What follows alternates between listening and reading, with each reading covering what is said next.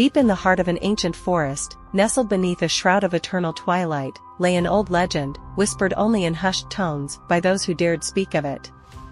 It was the tale of an underground tunnel, a gateway to the unknown, a place where the darkness held sway, and the screams of the lost echoed through the ages.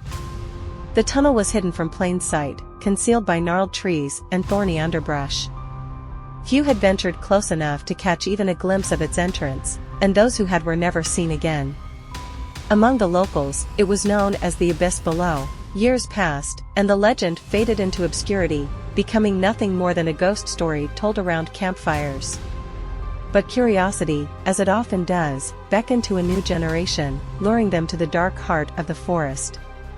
A group of 4 friends, Sarah, Mike, Jenny, and Mark, decided to test the legend. Armed with flashlights, they embarked on a journey into the unknown. The sun dipped below the horizon, casting long shadows that seemed to point toward the hidden entrance of the abyss below. As they approached the tunnel's mouth, the air grew heavy with an otherworldly chill. The entrance was a gaping maw of jagged stone, its edges worn smooth by countless years of exposure to the elements. Sarah, the group's leader, hesitated for a moment, her flashlight trembling in her grip. Then, with a deep breath, she took the first step into the abyss. The tunnel's walls closed in around them, the darkness swallowing them whole. The feeble beams of their flashlights barely pierced the inky blackness. Each step they took echoed through the cavernous expanse, and the eerie silence was broken only by the occasional drip of water. As they ventured deeper, the oppressive weight of the underground world pressed upon them, making each step a struggle. The walls seemed to pulse with a malevolent energy, and strange shapes danced at the edges of their vision, vanishing whenever they turned to look. Mark, the most skeptical of the group, couldn't shake the feeling that something was following them. He whispered his fears to the others, but they dismissed it as paranoia. Yet, the further they went, the more the tunnel seemed to change.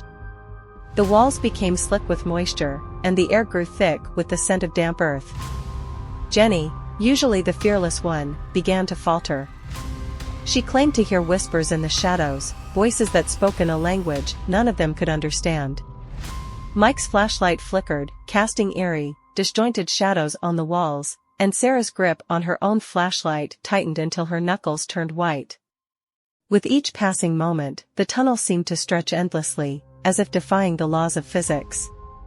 Panic gnawed at their hearts, and they quickened their pace, desperate to escape the oppressive darkness. But the tunnel showed no mercy, twisting and turning, leading them deeper into its depths. And then, as if mocking their futile struggle, the tunnel abruptly widened, revealing a cavern of epic proportions.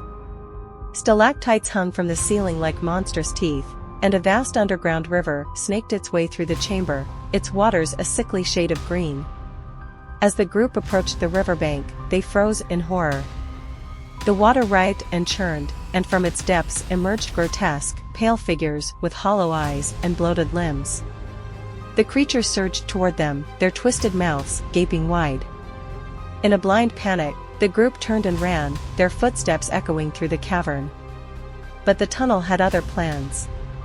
Its walls shifted and closed in around them, sealing their fate.